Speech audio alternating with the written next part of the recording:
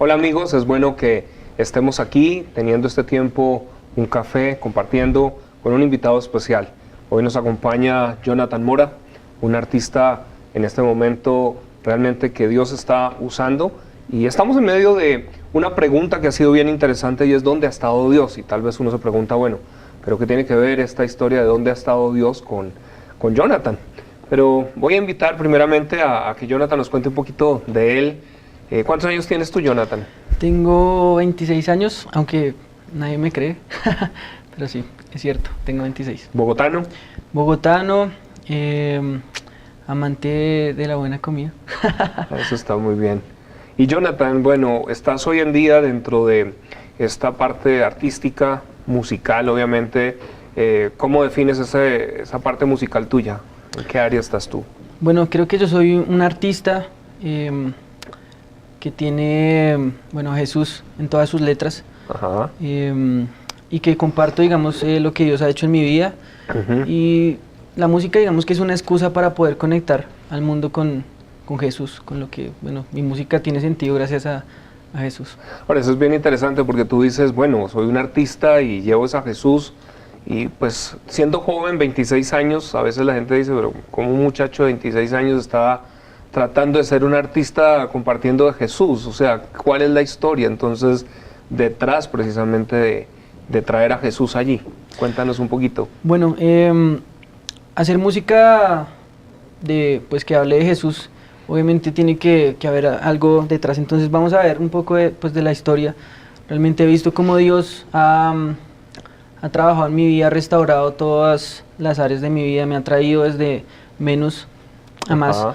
Cuando yo tenía más o menos 6 años, mis papás decidieron separarse por algunos rumores y decidieron deshacerse de nosotros literalmente. Entonces, bueno, mis hermanos fueron a parar al bienestar familiar y yo estuve en diferentes internados desde los 9 años. Entonces, Wow. Así es donde O sea, comienza. desde los 6 hasta los 9 empiezas a ir. Perdón, 6 hasta más o menos los 14 porque fueron varios internados. Ok, o sea que es una etapa donde la pregunta sería, ¿y Dios dónde está? Sí, fue algo que me pregunté muchas veces. Yo decía, mi pregunta era ¿por qué? Sí. Yo sabía que Dios era real, yo sabía que Dios estaba conmigo, que Dios estaba ahí. De hecho, muchas veces le oré a Dios sin ser cristiano como tal. Mi pregunta era ¿por qué? ¿Por qué teníamos que estar pasando pues esas situaciones? Ujú. Obviamente la respuesta se aclaró tiempo después. Sí. Pero entonces estaba haciendo la pregunta incorrecta. ¿Por qué? Sin embargo, como no se respondió la pregunta, pues seguimos viviendo esas situaciones. Entonces en esos internados viví cosas de abuso físico, abuso sexual, abuso psicológico, donde el común denominador era que me decían que yo era una basura, que no tenía ningún destino, que era lo mismo estar vivo o estar muerto. De hecho, las últimas palabras de mi papá fueron: yo no voy a luchar por ustedes porque ustedes dos van a ser ladrones y usted va a ser prostituta. Eso fueron Una hermana a tuya. mi hermana. Entonces vi cómo tomó su maleta y se alejó. Y es de... como Esa dice fue por la ahí, imagen grabada en ese tiempo y que me persiguió durante muchísimos años, ¿sí? Entonces, si mi propio papá me dijo eso, entonces, ¿cómo me iba a parar yo frente a la vida, a enfrentar, a soñar, pues a crecer, si mi propio papá no me afirmó, digamos, Claro. en esa área? O sea que durante 8 años prácticamente dices vives en internados con un mensaje, no vale la pena nada, y casi que no ver una claridad de un futuro, sin embargo con una pregunta allí que es ese por qué, que luego dices tú, bueno, no era la pregunta correcta. ¿Qué empieza a pasar y de dónde viene esa que llamas hoy la pregunta correcta?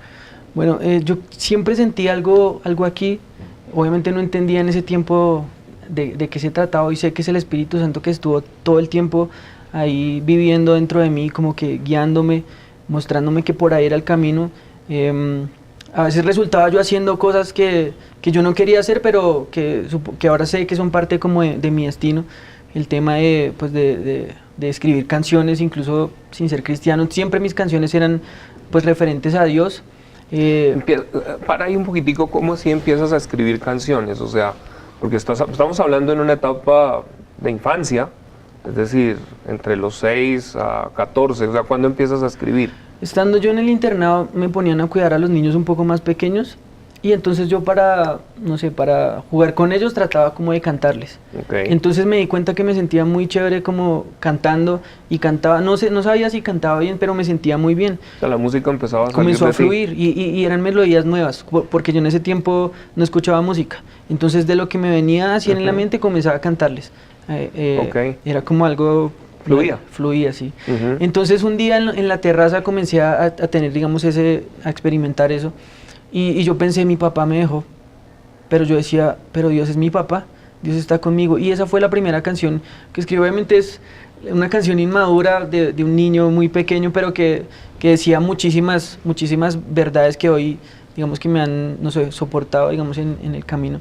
Dios, porque como niño viene esa idea, pero casi que es también una inspiración de Dios llevándote a componer algo. Él es mi papá. Él es mi papá.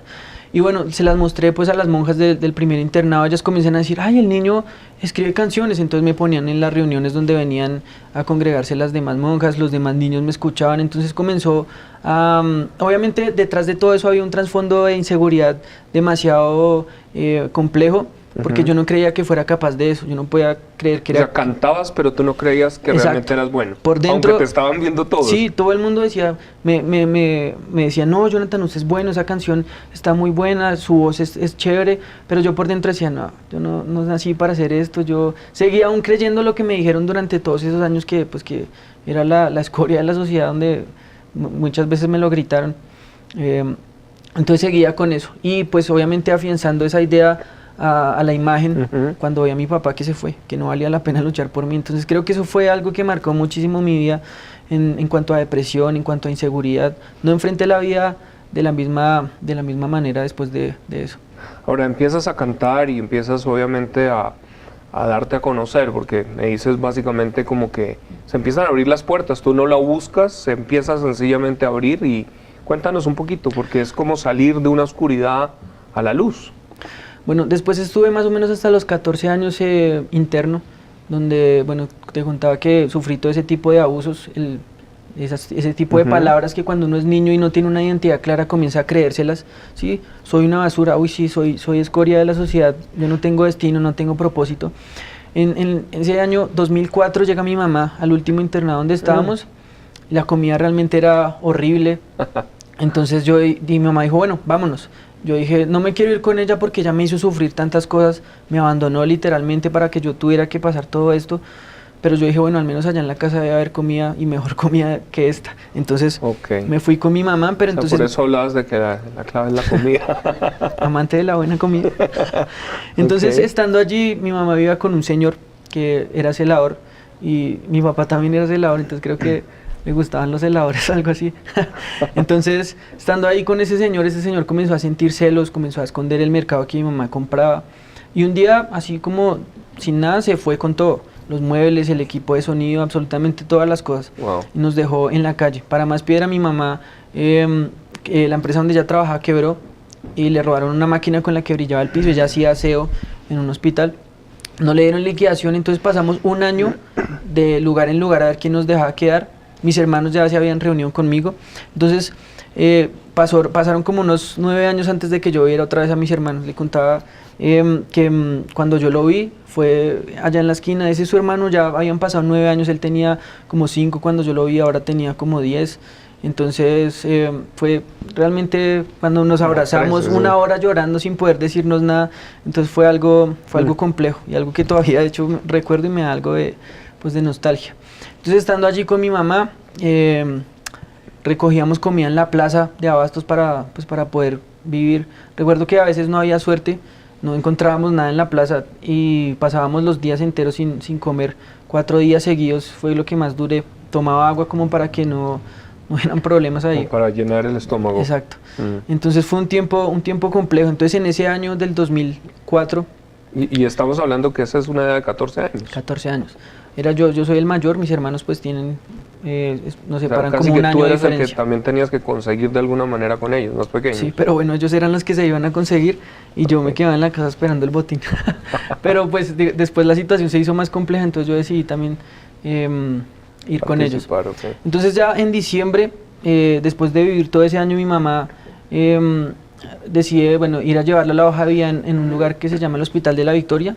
ahí conoció a una señora que era enfermera y la señora le dice que por qué no pasaban Navidad en su casa. Se dieron cuenta que vivían en el mismo barrio, le regaló una manzana y pues las señoras son un poco más abiertas a hablar. Uno de joven pues uno va con el celular y casi como que no tiene contacto, sí. Pero las señoras son más abiertas a eso. Entonces se hicieron amigas y el día de Navidad pues fuimos, había una comida, una mesa así increíble con toda la comida que usted se puede imaginar, frutas, y nosotros pues nos llevamos un año aguantando hambre.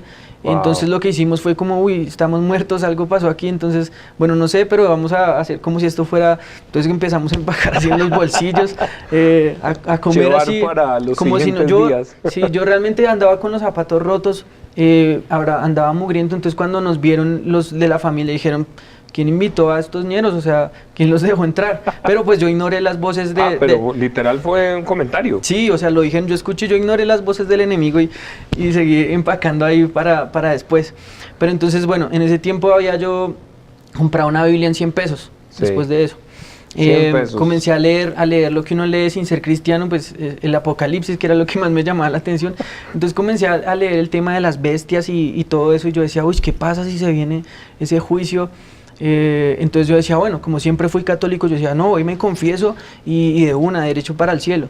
Entonces el hijo de la señora resulta que pues él sí asistía a la iglesia, a pesar de que él era la mamá pues del chico, ella no asistía a la iglesia, pero tuvo un gesto de amor que ha marcado, no se imagina a cuántas vidas ha tocado después de eso, a través de mi vida. Entonces nos fuimos hacia la iglesia.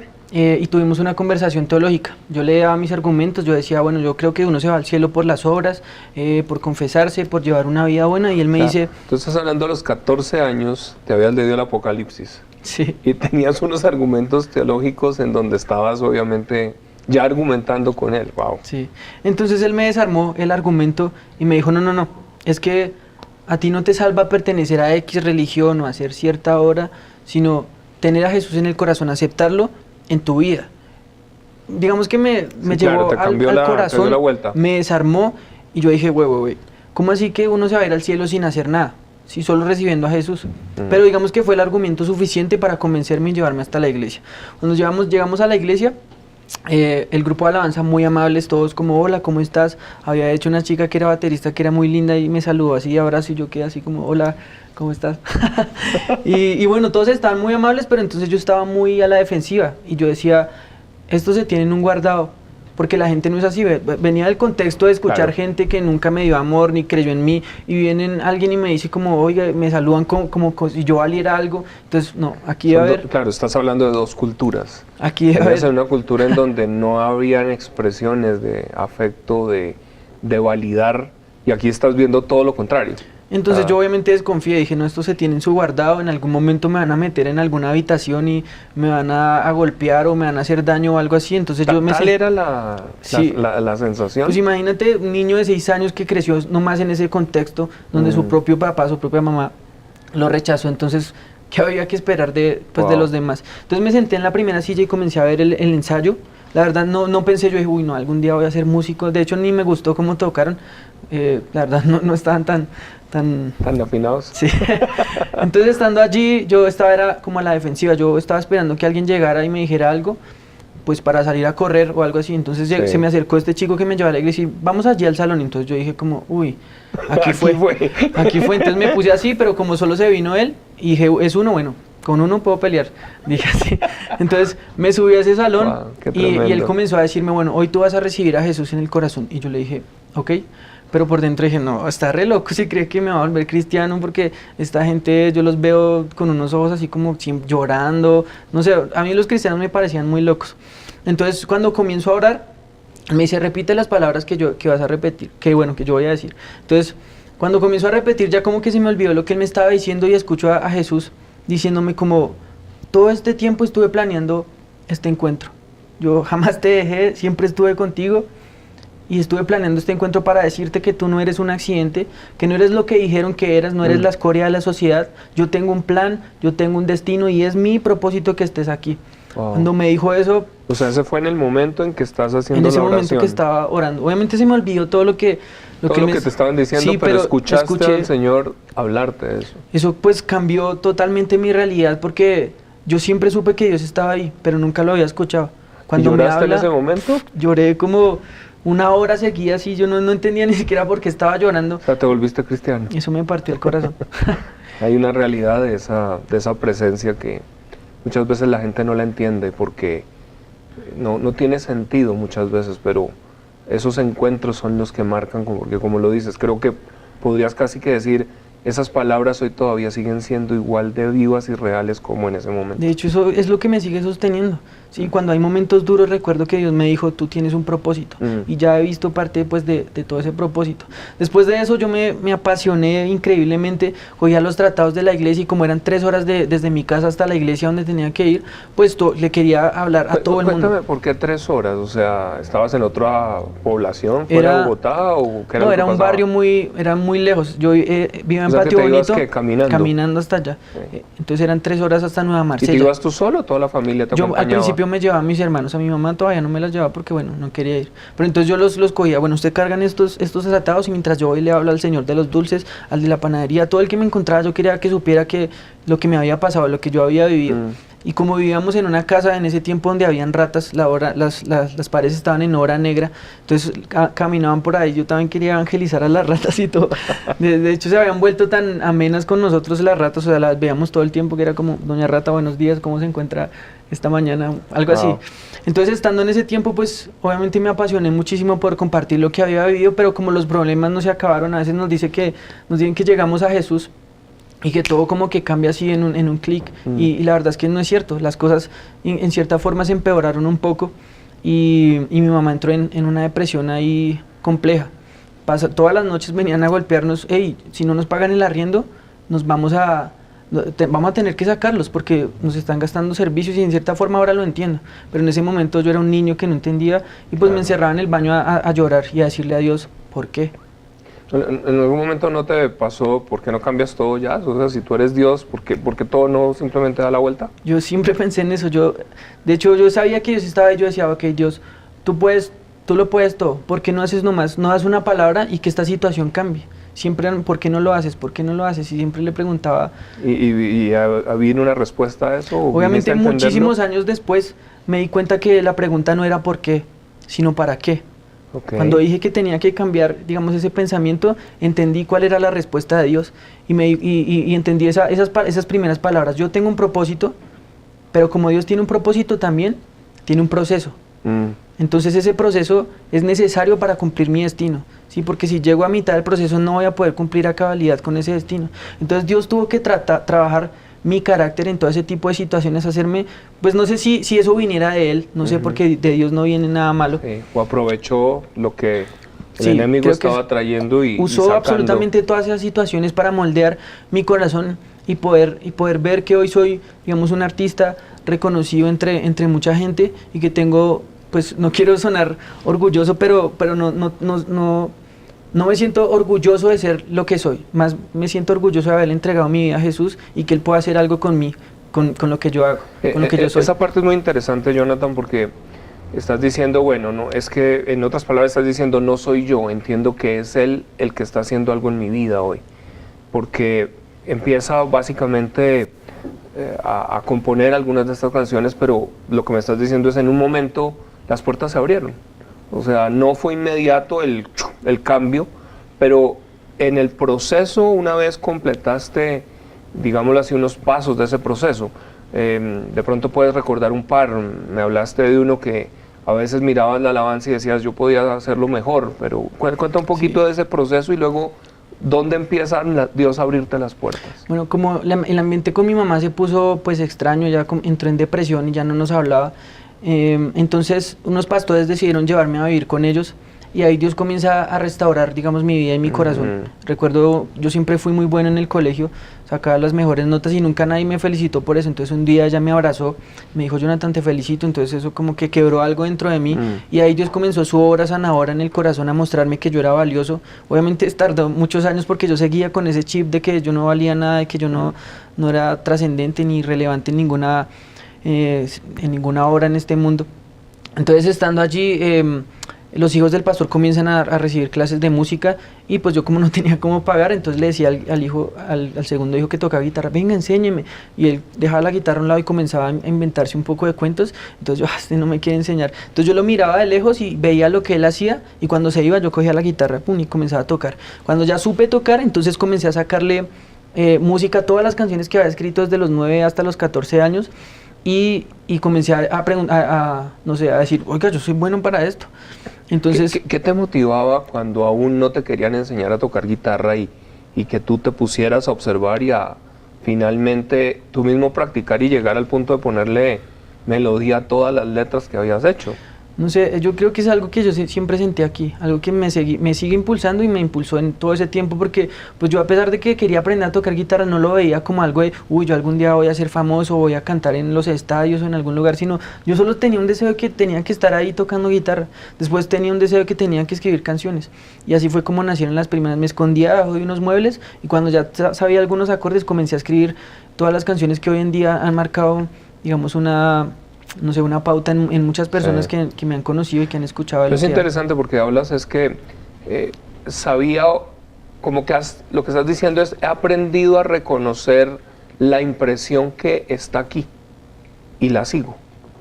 Es una manera muy, muy práctica, porque a veces la gente cuestiona mucho cómo voy a escuchar a Dios. Y a veces queremos es la voz audible, pero tú estás traduciéndolo muy bien. He seguido muchas veces simplemente esa impresión, es como una intuición, como es por ahí, o haga esto, o vaya allá, y te ha ido llevando. Y no es algo audible, es algo que simplemente un deseo que sentí que yo tenía que estar ahí tocando guitarra.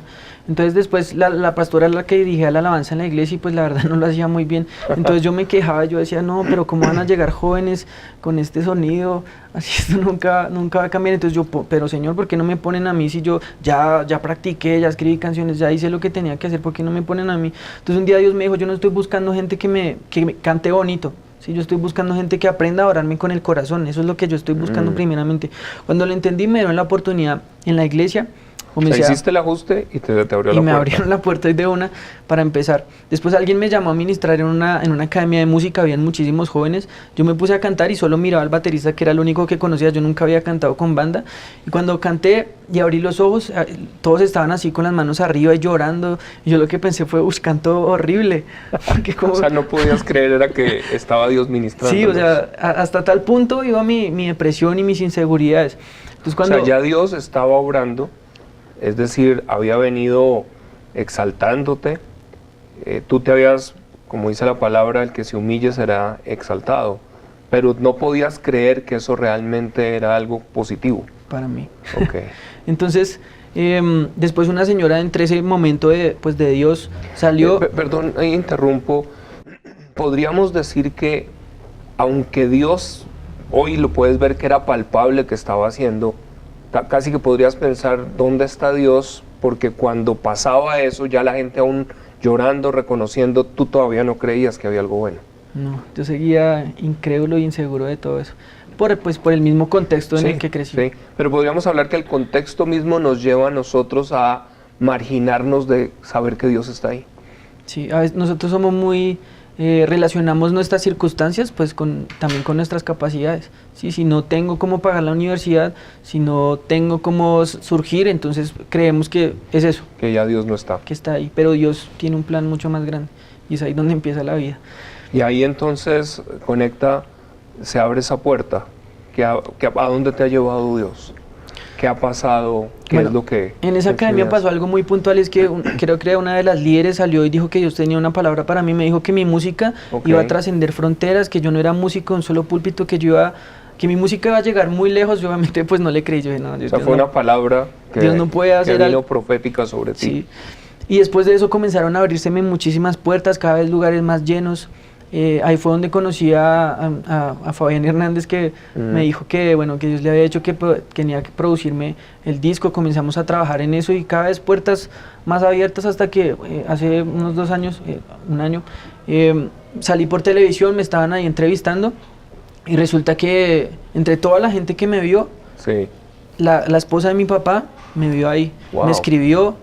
Mi papá no lo podía creer, mi papá decía, no, ese tiene que ser un ladrón en algún lado, ese no puede ser mi hijo. Yo fui hasta allá antes de un evento importantísimo acá en Bogotá que se llama Bogotá Gospel, una semana Sí. antes de eso fui, lo visité, lo abracé, como si nada hubiera pasado y me di cuenta que Dios ya había sanado mi corazón.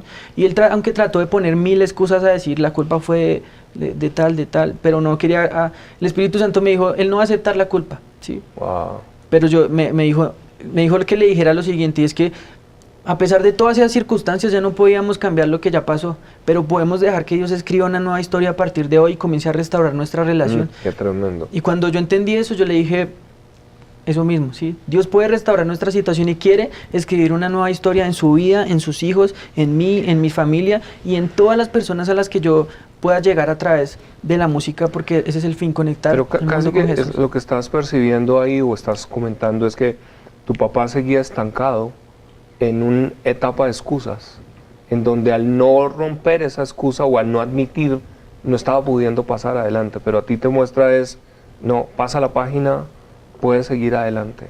Y de hecho esa actitud hizo que él se abriera un poco más. Sí, sí, O sea que ahí tenemos otra actitud que es importante, fíjate, porque dices, ¿dónde está Dios? Decimos muchas veces, pero nuestras actitudes nos marginan de que realmente se pueda manifestar. Pues porque estás diciendo, Él Sí, está ahí sí. todo el tiempo. Entonces, si yo hubiese tenido otra actitud, o si no hubiese dejado que Dios sanara mi corazón en todo ese tiempo, tal vez hubiera llegado yo a reclamarle y eso hubiera, no sé, hubiera dañado toda la obra de Dios. Pero el tema de que yo no estuviera a la defensiva, sino antes diciéndole, ya pasó, ya todo quedó en el pasado y ahora podemos dejar que Dios escriba una nueva historia. Eso fue lo que lo desarmó a él. Y entonces cuando quedó desarmado, comenzó a escuchar todo lo que yo tenía que decirle, lo que Dios había hecho en mi vida, que Jesús me había traído hasta ahí y que Jesús me traía hasta ahí con un propósito de darle salvación a él, a su familia, a mi mamá, a mis hermanos y a toda la gente con la que yo pueda conectar a través de la música. No, y yo creo que a esa hora lo que sabes que es un mensaje, el que estás entregando realmente afuera, es un mensaje de esperanza, es un mensaje de hablar de que si tuve días oscuros y hoy puedo tener otra realidad, es porque hubo un cambio en mi vida y ahí es donde hay. ¿Qué podrías de pronto, o por qué no nos cantas de pronto una canción? Entiendo que hubo una canción que fue como la que marcó ese momento de salir a que fueras conocido, y si quizás pudieras cerrar con un mensaje a alguien que tal vez en estos momentos se está preguntando ¿dónde está Dios? ¿Sí? ¿Por qué? Si hay tantas cosas que están pasando, ¿cuál es la realidad? ¿Hay un Dios? ¿Dónde está? Porque tú estuviste ahí. Obviamente tu pregunta, como lo decías, fue diferente. Siempre supiste que Él estaba, pero hay algunos que de pronto no saben que está. Bueno, yo debo decirles a todas las personas que Dios es alguien real, que está interesado en nuestras vidas, en cada uno de los pequeños y de los grandes detalles. Dios tiene un plan totalmente trazado, concreto, con todos los detalles escritos, donde están nuestras vidas contempladas en absoluto, ¿sí? Con quién nos vamos a casar, por qué fue, por qué va a ser. Él conoce ya nuestro futuro. Entonces todas las personas que pasamos por ese tipo de circunstancias debemos saber que Dios está ahí siempre, a pesar de que no lo veamos. Y como ya conoce el futuro, Él nos va a llevar a sanar nuestras heridas y la pauta es dejarlo entrar, ¿sí? Porque a veces en medio de esas situaciones decimos, ¿dónde está Dios? Pero no lo dejamos entrar y queremos hacer las cosas pero cuando lo dejamos entrar es ahí donde Dios comienza a escribir una nueva historia y a cambiar las realidades, y eso se trata esta canción. He visto las situaciones difíciles, pero he visto la mano de Dios también sosteniéndome, cambiándome y escribiendo una nueva historia para mí y para toda mi familia. Wow, me La encanta. canción se llama He visto.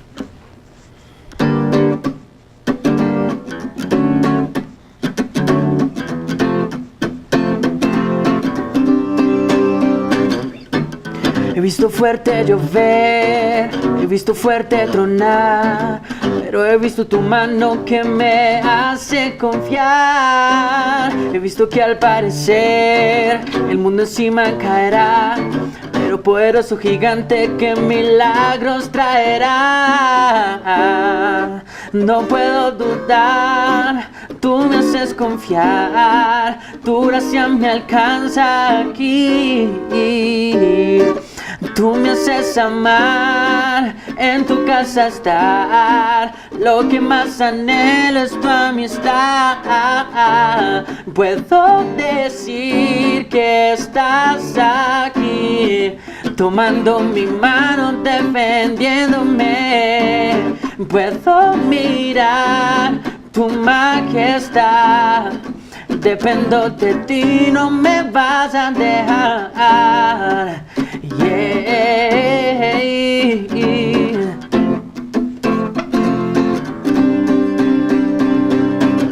He visto montes caer, gigantes derribar. Adelante tu espada, mi camino guardar. He visto el cielo aquí, tu casa pusiste en mí. Escuché tu rugir y los problemas huir. No puedo dudar, tú me haces confiar. Tu gracia me alcanza aquí. Tú me haces amar, en tu casa estar. Lo que más anhelo es tu amistad. Puedo decir que estás aquí, tomando mi mano, defendiéndome. Puedo mirar tu majestad. Dependo de ti, no me vas a dejar. Wow, qué bien. Pues Jonathan, muchas gracias por acompañarnos, por esa historia, por compartirla. Y yo creo que para cada uno es una tremenda lección, testimonio de si vamos a dejar realmente que Dios pueda escribir otra historia a partir de este momento. No importa qué tan oscuro ha sido, dónde estás, cuán complicado y tal vez dónde te estás preguntando dónde está Dios. Si está Dios, ¿por qué? Más bien el mensaje es: no debemos preguntarnos el por qué, sino realmente para qué. Si podemos entender el para qué, vamos a poder dejar que Dios vuelva a escribir en nosotros la historia que Él tiene para adelante, como en el caso de Jonathan. Así que gracias, Jonathan, y lo mejor para ti en lo que siga adelante, que Dios te seguirá llevando. No, gracias a Semillas, gracias por este tiempo y gracias a ustedes por tomarse el tiempo de ver esta entrevista. Espero que Dios les hable y puedan dejar que Él escriba una nueva historia. Un abrazo.